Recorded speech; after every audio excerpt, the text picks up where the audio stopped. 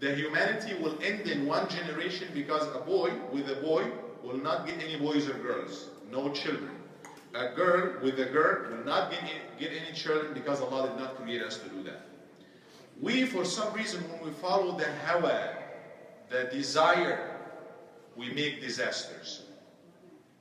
When some humans follow their desire to dominate the world, they created something, they made something, and they call it the atomic bomb. And this bomb, a little piece of metal that is very destructive, they drop it from an aeroplane, it is enough to remove cities from the face of earth. Just because they follow the desire. A city with some children asleep in their beds, some children are playing around in their playground, somebody is working, some people are praying, and you just drop a bomb in their head, atomic bomb, or very recently, those barrel bombs that Bashar al-Assad, the guy in Syria, is dropping on the head of his people, is doing. That is all because of corruption. Because somebody follows the desire. I want to do it. So what is wrong with it? No. Allah, the one who created you, excuse me, Abdullah, take me a second. Allah, the one who created you, said, this is right. You do it this way. This is wrong. Don't do it this way. So the people of Shoaib, they said, Ya Shoaib, أصلاتك تأمرك أن نترك ما يعبد آباؤنا أو أن نفعل في أموالنا ما نشاء. Yes, we know you are a good man and you pray a lot. Do you think that your prayers, you being a good person who prays, and you think that that will define our own transactions? You will tell us what to do and not to do with our money and transactions? Guess what? Our religion, our Islam is telling us not only how to pray, because many of us think that our religion or the religion is in the church, in the mosque, in the masjid, is how you pray. You grow a beard. You say and recite certain words at certain times, and now you are a religious person. No, our religion is different. Our religion tells us how to use the bathroom. We have instructions in how to use the bathroom, and it's not like many of our boys and brothers do in here. We see it from how the bathroom looks. We see it. It's part of our religion. And let me tell you, let me quote something. The Sahaba, the friends of the Prophet, they said, Wallahi Rasulullah sallallahu alayhi wa sallam did not pass away, did not die in Arabic until he taught us hatta al-khara'ah. This is the Arabic. Until he taught us even how to use the bathroom, literally. Literally. It has to do with your transactions. Some Muslims nowadays, you're talking about riba and interest, and no, it's not good for it. You're talking about certain specific transactions that they do, and Allah said it's not right. No, we don't really take that. The Prophet Shoaib alayhi salam was sent to people whose main corruption was that they cheated in the scale as a sign of cheating on others. When you sell, when you buy, when you trade, when you do any business, you have to do it right. You have to be fair. Otherwise, you can be punished like the people of Shoaib, the people of Madian. They were punished because of that. Abdullah. Adil has a question. Thank you. Shoaib alayhi salam were the Arab prophets? Shoaib was one of the 4 Arab prophets. And this is a good question. Let's ask, who were the 4 prophets amongst the 25 that are mentioned in the Quran who happen to be Arab? One of them is Sayyidina Salih. And one of them is Prophet Shoaib that we're talking about. And one of them is Prophet Muhammad sallallahu alaihi wasallam. And who is the last one? Ismail. Was it you? It was Sayyidina Hud alayhi salam. Ismail alayhi salam was originally from Ibrahim alayhi salam, not from like an Arab, but he became later on an Arab person. But yes, it can be considered as a right answer. Jazakallah khair. Thank you, Ismail. So again, if we have to walk out with one lesson today, is how you deal in your transactions with others, this makes you a good person, religious person, good to Allah or not. Shoplifting. Some people who, do that. Some people who might cheat. If you happen to have anything extra that's not in your receipt, don't take it, it's not yours. Don't do anything in purpose to cheat on others or take a money that does not belong to you or take more than what you deserve. Because all they did is تنقص المكيال والميزان. When they sell things for others, they're supposed to give them 2 pounds. But they were cheating a little. It was 2 pounds minus a few, not exactly 2 pounds. They think if they take a little bit of that 2 pounds, a little bit of the next transaction, a few cents from here, a few cents from here, now they are smart and they're making a lot of money. No, it's haram. And what is haram as far as the money? If you make $1 or $10 from halal, from a good source, not cheating on others, versus making $100 or $1,000 easy from haram, our religion is telling us go for the halal. He said, بَقِيَّةُ اللَّهِ خَيْرٌ لَكُمْ. The little of Allah that's remaining for you, the little that Allah made it legal, even though it looks to you little, is better for you. Because Allah will make barakah. What's barakah? A blessing. So you might have little in terms of numbers, but you can do a lot of things. Allah will bless it for you. Huda. Some of them used to cheat by on the scale. They used to put like a lot of sugar over here and they tried to make it even, but they put a magnet under the scale that it would stick on something. The magnet would stick, they would make it even, and Right. people would have to pay more money, even though it's not even. So right, that's a cheating in the scale. Somebody's is playing a trick in the scale, so he's just cheating on it. We don't do anything like that. And this is just a symbolic thing. It's not, it could be cheating in transactions, could come in various ways.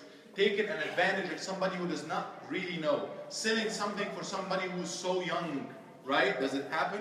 It happens. Selling a couple of cards for $100, that's not right. That's not right. Taking advantage of some boys, I didn't say you did it. Okay? Taking advantage of somebody just because they are not aware. One day the Prophet ﷺ, say sallallahu alayhi wasallam, may Allah's peace and blessings be upon him. He passed by the marketplace.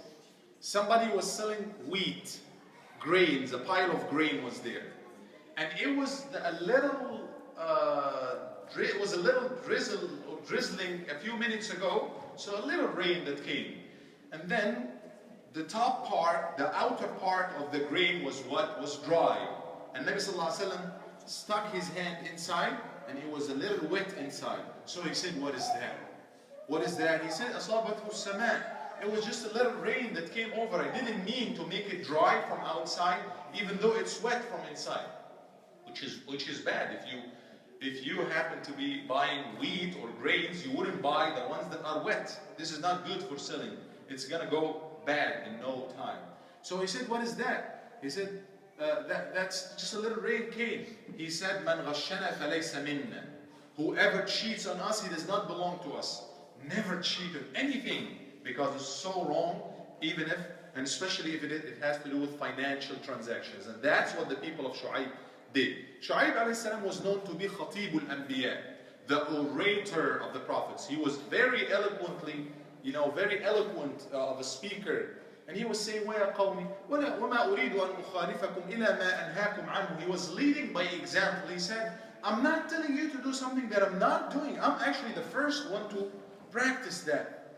I don't tell you to do right and not to cheat and then I go do it myself. No, he said, I'm just with you. I'm giving you the example by myself. I'm not breaking what I preach, but I'm practicing what I preach. وَمَا أُرِيدُ أَنْ أُخَالِفَكُمْ إِلَى مَا أَنْهَاكُمْ عَنْهُ إِنْ أُرِيدُ إِلَّا الْإِصْلَاحِ. My goal is to make things right, to make it even, and to get you to do the right thing. And then he kept telling them and talking to them in the right way. وَلَا يَجْرِمَنَّكُمْ شِقَاقِي وَيَا قَوْمِ لَا يَجْرِمَنَّكُمْ شِقَاقِي. You may be not liking me, but don't allow this hatred in your heart towards me stop you from accepting the truth. Don't take it personal. Look into what I'm bringing. It is the truth. It's haqq. Take it. If you dislike me as a person, don't make that hinder you, stops you, or stop you from taking it. So sometimes we take things personal. Oh, I don't like him, so I don't like the entire package. I don't like whatever he says. I don't like whatever he does. Not right. Let's stick with the haqq. The haqq could be coming from your children. Stick to it. Could be coming from your enemies. Stick to it. Could be coming from somebody that you dislike. Go for it. Always go for what's right. Not just what's right that comes from my friends. What's right that I like. No. Stick to the haqq and go for it, even if it's not coming from your folks and your people and stuff. Right? So this is something that he was teaching them as well. And how did they reply to him? قالوا يا شعيب ما نفقه كثيرا مما تقول. We don't really understand much of what you're saying. What is that you're telling us? Had it not been for your people, ولولا رهطك لرجمناك. We know because of your tribe, because of your family, your people, and your support around you. Otherwise, we would have just stoned you to death. We would have punished you. So some people respect the scale of power. They respect those physical powers. They don't respect anything else. قال يا قوم أرهطي أعز عليكم من الله. You respect my people, and you don't respect my God. You don't respect me as a prophet, bringing you the truth, warning you against things that happened to people before you. وما قوم لوط منكم ببعيد أن يصيبكم مثل ما أصاب قوم نوح. I'm warning you. You're doing the same. Or a lot of the things that the people of Noah, the people Hud, or Qawm Salih, the people of Salih, and the people of Lut, who were not far from you. That's what he said. They said, no, we don't care. قال يا قوم اعملوا على مكانتكم إني عامل. Do whatever you want, go your way, I go my way. And he ended up at the end. قال in Surah Al-A'raf, ربنا افتح بيننا وبين قومنا بالحق, which is basically he made dua against them. He said, oh Allah, bring the truth, establish the truth. Bring the judgment between me and my people. Which means like, make it clear, make it evident. So if Allah brings the judgment, His Prophet is going to be winning. He is on the right side. They will be losing. And that's exactly what happened, is that in a few days, He warns them. They refused. Just a few people accepted His way, followed His way. One of their corruptions as well is that they used to worship, as Allah referred to in the Quran, as Ashabul Aika. They used to worship a tree. Aika, a tree. They used to worship a specific tree, calling it their God, and then they had this corruption in the way they deal with one another as far as the transactions and everything. So He warned them against worshiping anything other than Allah, and He warned them against following those evil ways and wrong ways of injustice ways of transactions that they used to do, cheating on the scale and doing all of these things. قال فارتقبوا إني معكم رقيب. Wait, and I'm waiting with you, and Allah subhanahu wa ta'ala will bring that to an end. فأخذتهم الرجفة. First thing that happened to them is that the earth shook. The earth was shaken very vigorously. الرجفة. فأصبحوا في دارهم جاثمين. And then a cry came to them, a huge cry, that they died. They literally froze. They froze in their place, not from cold weather, but they just died, and they were jathimin. Their bodies, their jutha in Arabic, which is the body, it was just as is, in their places. Allah punished them, and they were all them, their animals and everything was there, as if life was taken from them, and they were there. He warned them that in 3 days this is going to happen to you, and that came to them. فَأَصْبَحُوا فِي No, the 3 days thing was with another prophet. So they just froze in their places, and this is how they ended up. He looked at them, فَتَوَلَّ عَنْهُمْ وَقَالَ يَا قَوْمِ لَقَدْ أَبْلَغْتُكُمْ رِسَالَةَ رَبِّي. He was talking to them after they were dead, and he said, I did my part. I warned you. I gave you the message of my Lord. You didn't like it. You didn't follow it. So what can I do to you? And that's basically the story of Sayyidina Shoaib alayhi salam, a prophet who came to tell his people the right way to worship Allah subhanahu wa ta'ala alone, and not to do things right, to be just and fair in dealing with one another, especially in the transactions and the financial ways. They did not like it. The punishment came to them at the end. One final way of their punishment, we mentioned al-rajfa, the earth was shaken under them, and as-sayha, أخذتهم الصيحة, and they were frozen in their places, and أخذهم عذاب يوم الظلة, the day that الظلة, because they asked for it. قالوا أسقط علينا كسفا. They said, if you're true, they were challenging him. Bring on us from the sky like stones, or cause the sky to kind of literally fall on us. So that's something of what happened to them. Allah sent a cloud to them that was literally sending sparks and fire on them. So earth was shaken and they froze and fire came on them because they asked for all of these, because they refused to follow the Prophet of Allah subhanahu wa ta'ala who was telling them what to do. What do we learn from that? Anybody got any questions or any comment or anything to add as far as the story of Sayyidina Shoaib alayhi salam? Yes. Was his wife also like frozen? Was he married and did he have children? This part I am not quite sure about it. It's not mentioned in the story that he has children or he was married. It's not clearly mentioned like it was mentioned with the Sayyidina Lut alayhi salam, that he has daughters, he has family and he has wife. That is not mentioned. Yes. Why what?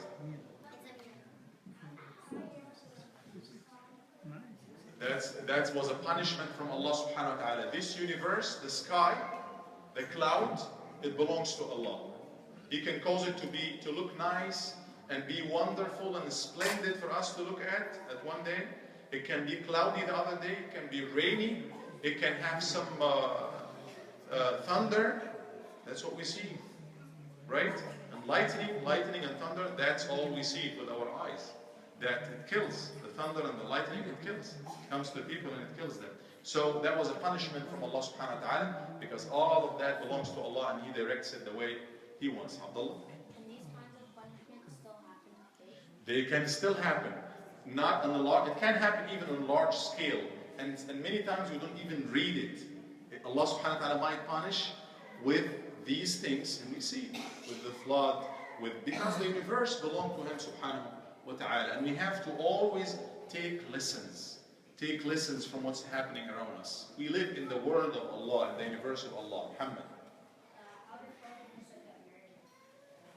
Prophet Musa, we talked in detail about his story, but when he left to Madian, he will meet, we know the story, he was so good of a man that he saw those two girls who were trying to get some water from the well that was crowded. Everybody was, there, and he helped them, and he ended up, getting married to one of them, one of those daughters. He met. That was before that. Sayyidina Shoaib alayhi salam lived after that for a while, and this is when he met Sayyidina Musa alayhi salam. What is the precise location for Madian? Precise location is very close to the town where Sawgar and Amuriya, where the people of Lut used to live, which is in Palestine and Jordan area. That was really very close to it, and he even said, وَمَا قَوْمُ لُوطٍ مِنْكُمْ بِبَعِيدٍ. Some scholars refer that they are not far, not only in time, but in place as well, in city. They were so close to them. So it's northern of Arabia, or in the borders of Syria, borders of Sham nowadays. Yes? How did the people die in your story? Like, what made them die? Allah subhanahu wa ta'ala, when they refused to obey His Prophet, Allah sent a punishment over them, and this is how they died. Because Allah is the one who gives us life. He gives you life, and He gives me life, right? And He can take life as well. So He took the life of those people as a punishment for them in this way. Huda, 2 more questions and we close by that. How, Allah wants to send another prophet, will He ever send another prophet after him? Prophet Muhammad sallallahu alayhi wa sallam, Allah called him Khatam al-Nabiyyin in Surah what surah? Khatam al-Nabiyyin, Al-Ahzab. So he was the seal of all the prophets, and he said, La nabiyya ba'di, there is no prophet after me. This is something that we believe in. If anybody believes in any prophet after the Prophet Muhammad sallallahu alayhi wa sallam, we believe he can never be Muslim, even if he believed the entire Quran and he believed in all the prophets, but rejecting one fact, even though it's so little, one of the facts of the Quran automatically takes the person out of Islam. So rejecting this fact simply because Allah said it is in the Quran that Prophet Muhammad is the last prophet. So some people believe in other prophets after Prophet Muhammad. That's wrong. That one question at a time, inshallah. It's not a question, it's about this. But when Allah says like the person who guides when the crimes start and then Allah after that is the person who He sends is going to be in the group where Allah said like the Sahaba and the Prophets. He's going to be in there. Is that a question or story? You said it's not a question in the beginning, so we'll talk about this later. So, sister. So after what you were saying, there will be one who will return, but it won't be a new one, which will be Jesus. Jesus alayhi salam is not a new prophet. This is a good thing. Jesus alayhi salam will be coming back, and when he comes back, he's not going to come back with anything new. The mission from Prophet Muhammad sallallahu alaihi wasallam and the message from the time of Prophet Muhammad and on is Islam, his own way, 5 daily prayers and all of that. And that's exactly what Prophet Isa alayhi salam will do. When he comes, he will pray like Muslims. He will read Quran, and he will actually oppose, he will break the cross and negate all of these things that's done under his name. But thank you for that. Brother Jalal. I was going to just ask, like when you said, like if somebody doesn't believe something in the Quran, like a specific thing in the Quran, you can tell that person that you're out of Islam? Just like If anybody rejects one letter from the Quran, and I'm very, very clear in here, from the Quran, because Quran from A to Z is 100% authentic and proven correct, and it is the word of Allah, no doubt about it. If anybody said that, I don't believe this ayah in the Quran, I don't believe that anything that's mentioned in the Quran, like, I believe there is a prophet after Prophet Muhammad, but Allah said in the Quran, وَخَاتَمَ النَّبِيِّينَ, and the seal of all the prophets and the end of all the prophets. So anything that opposes any fact agreed on, because some of the meanings in the Quran or ahkam might not refer to one crystal clear thing, but the things that are so clear in the Quran, any rejection of that will very simply take that person out of Islam. Well, they will go to hellfire. طيب, let's take Sister Hiba, and again we need to put an end. Hiba and then Noor, and any brothers? Abdullah will get to you 2 times, or 3 times, and then Brother Shab, and that's it. Yes? Not entirely relevant, but just on this point of rejecting the Quran, on NPR yesterday, there was a really good program with some prominent Muslim figures in the United States. One of them was a very prominent Muslim man who does excellent work. And the reporter asked him about, they got a phone call about homosexuality. And the professor answered the question, and then the imam answered. The reporter said, is homosexuality, said the H word, like this is how we phrase it, mentioned in the Quran? And the imam responded, it was obviously a diplomatic answer from both the professor and the imam, and said, no, homosexuality is not mentioned in the Quran as into the word. But do you think that was an accurate response in terms of, you know, referring to the word versus the action? The story is so clear, you know, in the Quran, qawluk, the reference qawluk means homosexual behavior. So, You just said it's a diplomatic answer, it depends on the situation, but as far as somebody clarifying something, they should be clear about it. يُبَيِّنُونَهُ لِلنَّاسِ وَلَا يَكْتُمُونَ. They should make it clear for the people and not hiding it. So yes, the word homosexuality in itself as a word is not mentioned in the Quran, but the action is mentioned in detail in the Quran. What did the people of Lut alayhi salam did, and how did Allah subhanahu wa ta'ala curse them and punish them? As part of our faith, we cannot do anything to that. We cannot reject it unless you reject the Quran or you reject one of the stories of the Quran. So it's there, it's mentioned in detail. But again, it depends on the situation and was it, right or wrong. I'm not in a position to judge others. But I'm just telling you that the fact is so clear. We read it, anybody who opens the Quran would read it, and he will see how hard Allah subhanahu wa ta'ala is condemning this in the Quran. Noor? Excuse me? They picked the punishment, they were asking for it, because usually the people who oppose the prophets, they will be so arrogant. They challenged him. They said, we think you are a sorcerer. You are making magic. And if you are true, and you are a prophet from God, you know what? أَسْقِطْ عَلَيْنَا كِسَةً مِنَ السَّمَاءِ. If you can bring something from the sky on us to punish us. So they were asking for it. So that's what Allah subhanahu wa ta'ala gave them. You're so arrogant, and Allah give you days and years to live and gives you everything, and you're still challenging. So he sent to them something from the sky that came as a cloud that sent those sparks of fire on them, and they were punished with that. Brother Shoaib. There were 124,000 prophets, Right. out of which 25 are mentioned in the Quran. Would you be inclined to accept that Buddha, for example, was a prophet, Krishna was a prophet, or any other figure whose remains or whose proof that is there on the face of the earth to be prophets? As far as the number of the prophets, there is a hadith that the number عدة الأنبياء والمرسلين, number of prophets and messengers, 124,000. منهم, as Allah said, منهم من قصصنا عليك, some, there are some of them that we mentioned to you, ومنهم من لم نقصص عليك, and some others we did not mention to you. That's what Allah tells Prophet Muhammad sallallahu alaihi wasallam in the Quran. There are 25 who are mentioned with name in the Quran. And there are extra 2 or 3 more that are mentioned in the Sunnah of the Prophet sallallahu alaihi wasallam. And there are a few who are disagreed on. Al-Khadr, is he a prophet or not? Luqman, is he a prophet or not? Amongst a couple of other figures that are there. Uzair. So we know for sure في كل قرية نذيرة that Allah sent, as He said, in every village, in every town He sent a messenger before that.